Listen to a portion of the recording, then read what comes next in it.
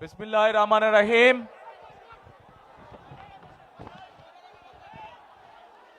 আজকের এই নির্বাচনী সভায় উপস্থিত ঢাকা ৬-এর প্রিয় এলাকাবাসী, উপস্থিত মুরব্বীবর্গ, মা বোনেরা, উপস্থিত ভাইরা, আমার দলীয় সহকর্মীবৃন্দ এবং নেতৃবৃন্দ, আসসালামু আলাইকুম। আসসালামু আলাইকুম। কেমন আছেন আপনারা? আলহামদুলিল্লাহ। প্রিয় ভাই বোনেরা, আজ আমরা সকলে এখানে একত্রিত হয়েছি এই যে 12 তারিখে নির্বাচন, এই নির্বাচন উপলক্ষে আজ এই নির্বাচনী জনসভা। কিন্তু এই যে নির্বাচন হচ্ছে, যে নির্বাচনে ইনশাআল্লাহ বহু বছর পরে ঢাকা ৬-এর অধিবাসী সহ সমগ্র বাংলাদেশের মানুষ তাদের ইচ্ছা মতন স্বাধীন মতন ভোট দিতে পারবে। কিন্তু এই যে অধিকার, এই অধিকার আদায় করার জন্য গত 16 বছরে এই বাংলাদেশের বহু সন্তান আত্মত্যাগ করেছে, শহীদ হয়েছে, গুমের শিকার হয়েছে, খুনের শিকার হয়েছে, হাজার হাজার লক্ষ লক্ষ মানুষ গায়েবী মামলার অত্যাচার, গায়েবী মামলার শিকার হয়েছে। হয়তোবা এই জনসভার মধ্যেও বহু মানুষ আছেন যারা গায়েবী মামলার শিকার হয়েছিলেন। দিনের পর দিন আদালতের বারান্দায় থাকতে হয়েছে, তা না হলে জেলখানায় থাকতে হয়েছে। এত ত্যাগ তিতিক্ষার পরে এই নির্বাচনের অধিকার আদায় হয়েছে। যেই স্বৈরাচার মানুষের অধিকার লুট করে নিয়েছিল, মানুষের রাজনৈতিক অধিকার, কথা বলার অধিকার, ভোট প্রদানের অধিকার লুট করে নিয়েছিল, গত 2024 সালের 5ই আগস্ট ছাত্র জনতার অভ্যুত্থানের ফলে সেই স্বৈরাচার এই দেশ ছেড়ে পালিয়ে যেতে বাধ্য হয়েছে। প্রিয় ভাই বোনেরা, এখন প্রিয় ভাই বোনেরা, ভোট তো বাংলাদেশের মানুষ দিবে, কিন্তু ভোট দেওয়ার সাথে সাথেই আমাদের যেমন গণতন্ত্রের ভিত্তি আস্তে আস্তে শক্তিশালী হবে, কিন্তু একই সাথে আমাদেরকে শুধু ভোট দিলেই চলবে না, ভোট দেওয়ার সাথে সাথে আমাদেরকে দেশ গঠনের কাজে হাত দিতে হবে। এই যে আপনাদের সন্তান ইশরাক হোসেন, ধানের শীষের প্রার্থী ইশরাক হোসেন, তার হাতে আমি আজকে আনুষ্ঠানিকভাবে ধানের শীষ তুলে দিলাম। আপনাদের এলাকার সন্তান, তারা বংশ পরস্পরায়, তারা এই এলাকার আসতে, ভাই কথা শুন, আগে ভাই কথা শুন, কথা শুন, আগে কথা শুন, তারপরে স্লোগান দিস। এই যে ইশরাক, শুধু ইশরাক না, ইশরাকের বাবা মরহুম সাদেক হোসেন খোকা, উনিও এই এলাকার মানুষের জন্য কাজ করেছিলেন, এলাকার মানুষের উন্নয়নের জন্য উনি কাজ করেছেন। ইনশাআল্লাহ ইশরাকও আপনাদের এলাকার সন্তান, ইশরাকও এই এলাকার মানুষের সমস্যার সমাধানে কাজ করবে, এলাকার মানুষের বিপদ আপদে থাকবে। এই যে ইশরাক একটু আগে তার বক্তব্যে বলল যে এই এলাকায় মানুষের হাসপাতাল প্রয়োজন, সরকারি হাসপাতাল প্রয়োজন। যেই হাসপাতালটি আছে এটি প্রয়োজন না, এটাকে আরো বড় করতে হবে। ইনশাআল্লাহ বাংলাদেশের মানুষের সমর্থনে বিএনপি আগামী দিনে সরকার গঠন করলে আমরা আপনাদের যে সরকারি হাসপাতাল আছে,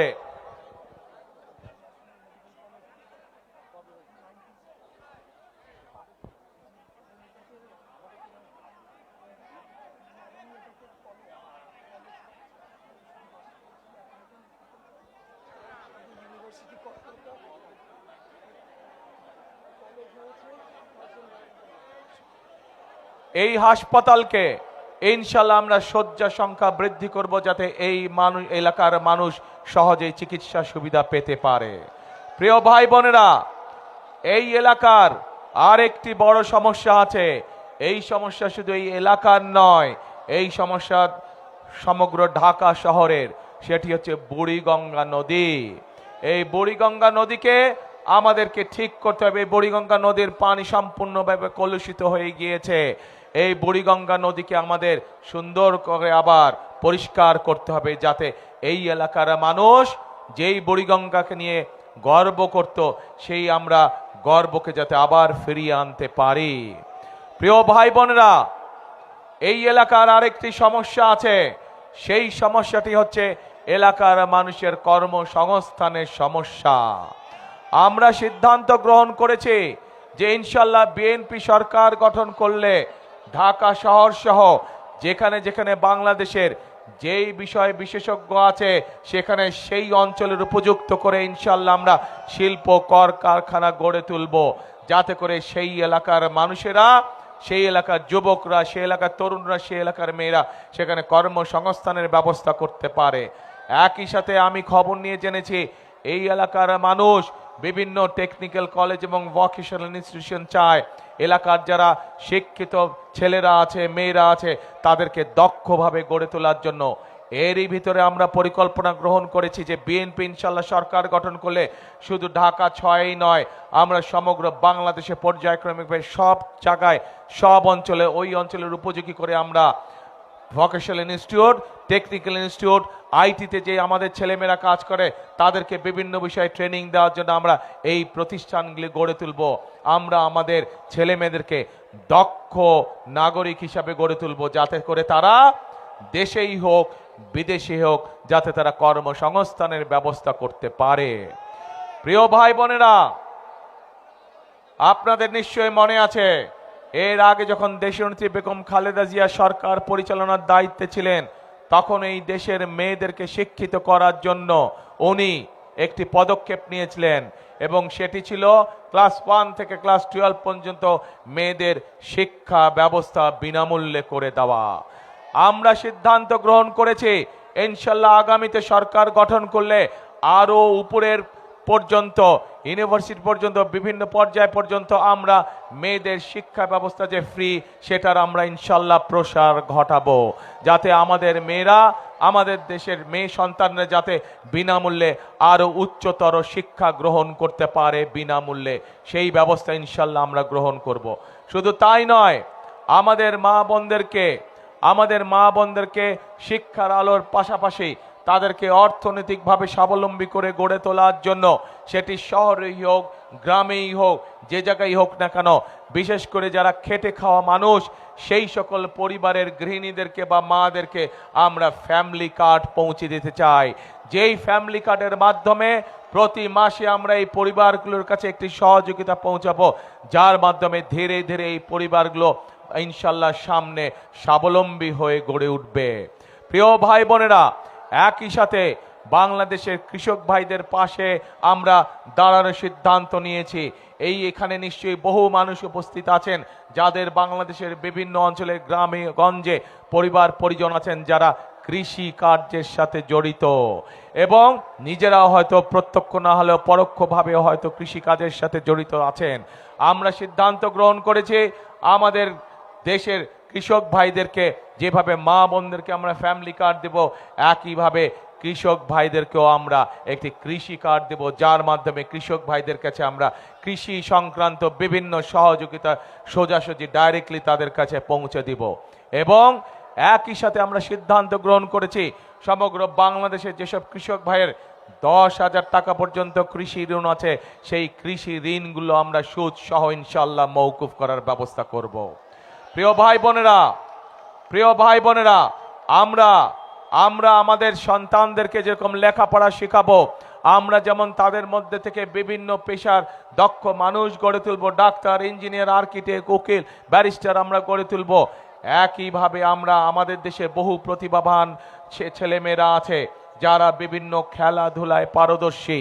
আমরা সিদ্ধান্ত গ্রহণ করছি সমগ্র বাংলাদেশ থেকে আমাদের এইসব প্রতিভাবান বাচ্চাদেরকে বের করে নিয়ে আসবো এবং তাদেরকে আমরা দক্ষ খেলোয়াড় হিসাবে গড়ে তুলবো, পেশাদারি খেলোয়াড় হিসাবে তাদেরকে আমরা গড়ে তুলবো। প্রিয় ভাই বোনেরা, নিশ্চয়ই আপনারা এর মধ্যে শুনেছেন বিএনপি দেশ গঠনের জন্য বিভিন্ন পরিকল্পনা গ্রহণ করেছে।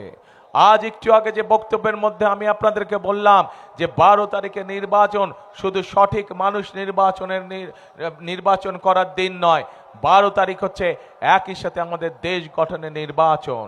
প্রিয় ভাই বোনেরা, দেশকে যদি গঠন করতে হয়, এই যে যতগুলো সমস্যা আমরা এই এলাকার শুনলাম, এই সমস্যাগুলো যদি সমাধান করতে হয়, তাহলে আমাদেরকে সঠিক ব্যক্তি এবং সঠিক রাজনৈতিক দলকে বাছাই করে নিতে হবে। এই মুহূর্তে বাংলাদেশে যে রাজনৈতিক দলগুলো আছে, সেই রাজনৈতিক দলগুলোর মধ্যে একমাত্র বিএনপি হচ্ছে সেই রাজনৈতিক দল যাদের দেশ গঠনের পরিকল্পনা রয়েছে। এই মুহূর্তে যেই রাজনৈতিক দলগুলো বাংলাদেশে আছে, তার মধ্যে বিএনপি হচ্ছে একমাত্র রাজনৈতিক দল যেই রাজনৈতিক দলের কাছে মানুষের ভাগ্য পরিবর্তনের কর্মসূচি রয়েছে। প্রিয় ভাই বোনেরা, এবং শুধু পরিকল্পনায় নয়, শুধু কর্মসূচিই নয়, বিএনপি হচ্ছে একমাত্র রাজনৈতিক দল যেই রাজনৈতিক দল অতীতে দেশ পরিচালনার অভিজ্ঞতা রয়েছে যাদের। বিএনপি ছাড়া এই মুহূর্তে আর কোনো রাজনৈতিক দল নেই যাদের দেশ পরিচালনার অভিজ্ঞতা রয়েছে। প্রিয় ভাই বোনেরা, আজকের এই জনসমাবেশে বহু মুরব্বী উপস্থিত আছেন। মুরব্বীদের খেয়াল আছে দেশ স্বাধীনের পরে যারা দেশ পরিচালনা করেছিল তারা কিভাবে দেশের আইন শৃঙ্খলা পরিস্থিতির অবনতি করেছিল। এই মুরব্বীদের সেই অভিজ্ঞতা আছে যে দেশ স্বাধীনের পরে যারা দেশ পরিচালনা করেছিল কিভাবে দেশকে দুর্ভিক্ষের দিকে তারা ঠেলে দিয়েছিল, ফলে লক্ষ লক্ষ মানুষ সেদিন না খেয়ে 74 সালে মারা গিয়েছিল। কিন্তু পরবর্তীতে যখন শহীদ রাষ্ট্রপতি জিয়াউর রহমান দেশ পরিচালনার দায়িত্ব পেলেন, উনি শুধু দুর্ভিক্ষের হাত থেকেই দেশকে রক্ষা করলেন না, বরং শহীদ রাষ্ট্রপতি জিয়াউর রহমান সেদিন বাংলাদেশে দ্বিগুণ খাদ্য উৎপাদন করেছিলেন, বরং খাদ্য রফতানি করা হয়েছিল এই বাংলাদেশ থেকে। শুধু তাই নয়, কঠোর হস্তে শহীদ রাষ্ট্রপতি জিয়াউর রহমান সেদিন বাংলাদেশের আইন শৃঙ্খলাকে রক্ষা করেছিলেন। প্রিয় ভাই বোনেরা, পরবর্তীতে যখন দেশনেত্রী বেগম খালেদা জিয়া দেশের দায়িত্বভার পান 90 স্বৈরাচার আন্দোলনের পরে, সেই সময় দেশের কলকারখানা স্থাপনের মাধ্যমে, দেশের জনগণের কর্মসংস্থানের মাধ্যমে আন্তর্জাতিকভাবে দেশনেত্রী খালেদা জিয়া বাংলাদেশের জন্য উপাধি নিয়ে এনেছিলেন এমার্জিং টাইগার হিসাবে। সারা বিশ্ব সেদিন স্বীকার করে নিয়েছিল যে বেগম খালেদা জিয়া, দেশনেত্রী খালেদা জিয়া বাংলাদেশকে অর্থনীতিকে শক্তিশালীভাবে গড়ে তুলেছিল, বাংলাদেশে কর্মসংস্থানের ব্যবস্থা করেছিল বাংলাদেশের মানুষের জন্য, এবং হাজার হাজার মিল কলকারখানা সেদিন স্থাপিত হয়েছিল বাংলাদেশের এই মাটিতে। শুধু তাই নয়, প্রিয় ভাই বোনেরা, 96 সালে যখন যেই স্বৈরাচার 5ই আগস্ট দেশ ছেড়ে পালিয়ে গিয়েছে, আমরা দেখেছি বিগত 16 বছর ধরে বাংলাদেশে মেগা প্রজেক্ট হয়েছে এবং এই মেগা প্রজেক্টের অন্তরালে মেগা দুর্নীতি স্থান করে নিয়েছিল। আমরা দেখেছি এই অন্তর্বর্তীকালীন সরকারের সময় মানুষের সামনে তথ্য প্রকাশ করা হয়েছে যে স্বৈরাচার পালিয়ে গেছে তাদের সময় প্রতি বছর $16 বিলিয়ন করে এই দেশ থেকে পাচার করে দেওয়া হতো। এই স্বৈরাচারের দল যখন 96 সালে ক্ষমতায় আসে, ক্ষমতায় আসার পরে তারা বাংলাদেশে কে দুর্নীতির শীর্ষস্থানে নিয়ে গিয়েছিল। কিন্তু 2001 সালে যখন দেশনেত্রী খালেদা জিয়া জনগণের পক্ষ থেকে আবার দেশ পরিচালনার দায়িত্ব পান, তখন দেশনেত্রী খালেদা জিয়া কঠোর হস্তে দুর্নীতি দমন করেন এবং 2005 সালে দেশনেত্রী খালেদা জিয়া দুর্নীতির কলঙ্ক থেকে বাংলাদেশকে মুক্ত করে নিয়ে এসেছিলেন। প্রিয় ভাই বোনেরা, সেজন্যই আপনাদের সামনে আমি বলেছি যে আমাদের যতগুলো পরিকল্পনা আছে, আমাদের যতগুলো কর্মসূচি আছে, এই কর্মসূচিগুলোকে যদি সফল করতে হয়, এই কর্মসূচিগুলোর সুফল যদি জনগণের কাছে পৌঁছে দিতে হয়, তাহলে দুটি কাজ আমাদেরকে অবশ্যই করতে হবে। একটি হচ্ছে দুর্নীতিকে কঠোর হস্তে আমাদের দমন করতে হবে, দুর্নীতির লাগাম টেনে ধরতে হবে, এবং একই সাথে দেশের মানুষের আইন শৃঙ্খলা নিশ্চিত করতে হবে। প্রিয় ভাই বোনেরা, এবং এই দুইটি কাজে বিএনপি সফলভাবে অতীতে করেছে। কাজে এই কাজ করার অভিজ্ঞতা একমাত্র বাংলাদেশে এই মুহূর্তে বিএনপি নামক যে দলটি, সেই রাজনৈতিক দলেরই এই অভিজ্ঞতা রয়েছে। প্রিয় ভাই বোনেরা, আজ আমাদের সামনে বহু সমস্যা, দেশের অর্থনীতি আমাদের ভেঙে পড়েছে, দেশের স্বাস্থ্য ব্যবস্থা আমাদের ভেঙে পড়েছে, দেশের শিক্ষা ব্যবস্থা আমাদের ভেঙে পড়েছে। বাংলাদেশে কোটি কোটি মানুষ আজ, কোটি কোটি তরুণ, কোটি কোটি যুবক আজ বেকার হয়ে বসে আছে। তাদের কর্মসংস্থানের প্রয়োজন। আমাদের শিক্ষার জন্য আগামী প্রজন্মের শিশুদের শিক্ষা ব্যবস্থাকে আমাদের গড়ে তুলতে হবে। আমাদেরকে বিদেশ থেকে, আপনারা নিশ্চয়ই পত্র পত্রিকার খবর দেখেছেন যে বিগত কয়েকদিন ধরে আমি বিভিন্ন দেশের রাষ্ট্রদূতদের সাথে কথা বলেছি। প্রত্যেকের সাথে কথা বলার সময় আমি বলেছি যে এই বাংলাদেশের মানুষের জন্য আমাদেরকে কর্মসংস্থানের ব্যবস্থা করতে হবে এবং আমরা চাই আপনারা আপনাদের দেশ থেকে বিনিয়োগকারীদেরকে বাংলাদেশে নিয়ে আসুন।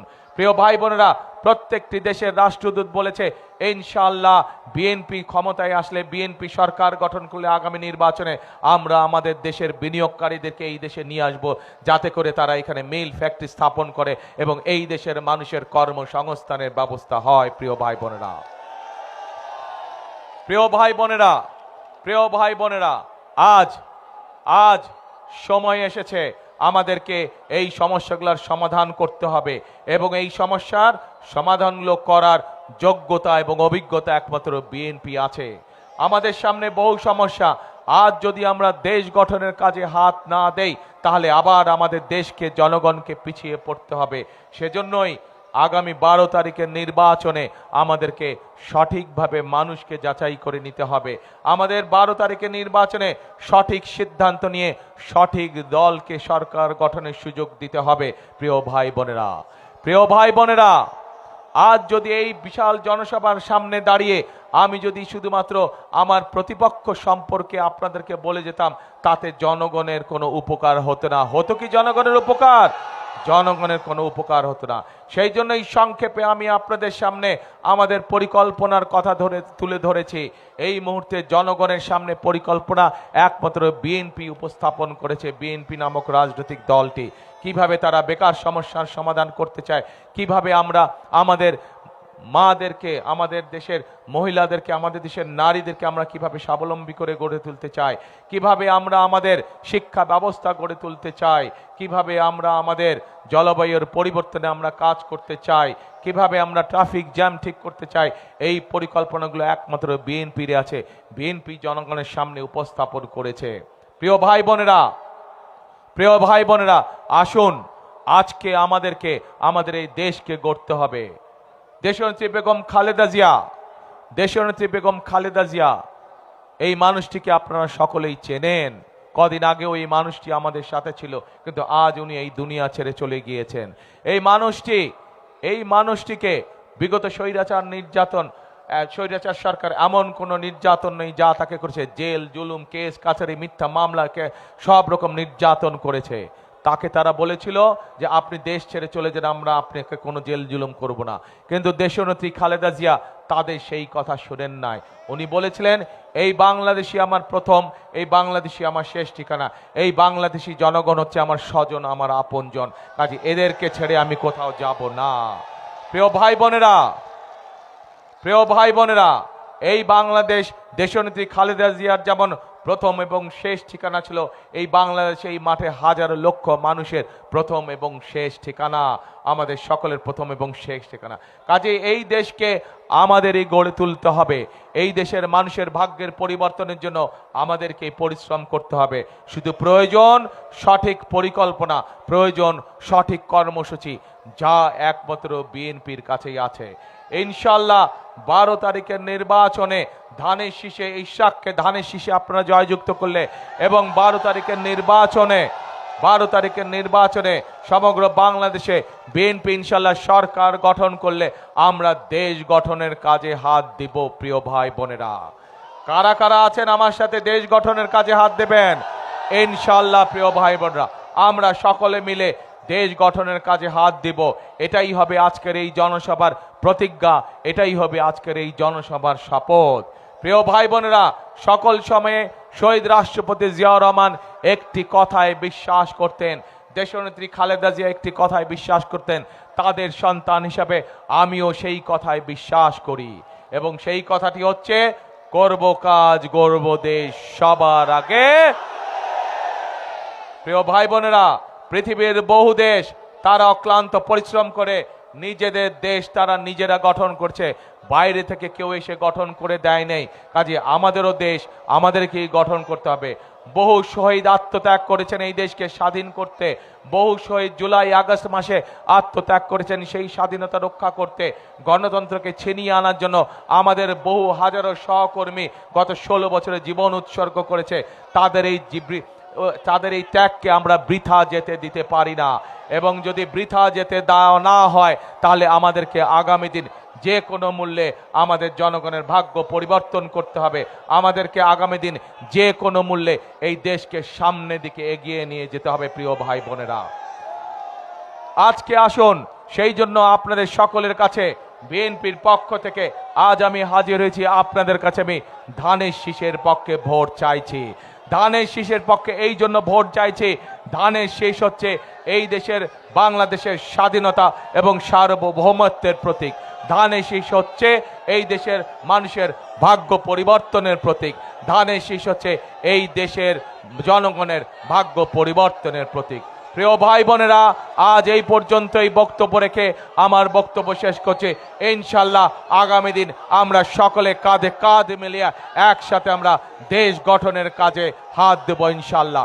এই হোক আমাদের আজকে নির্বাচনী জনসভার শপথ, এই হোক আমাদের নির্বাচনী জনসভার প্রতিজ্ঞা। আল্লাহ হাফেজ। বাংলাদেশ জিন্দাবাদ, বাংলাদেশ জাতীয়তাবাদী দল জিন্দাবাদ। আসসালামু আলাইকুম।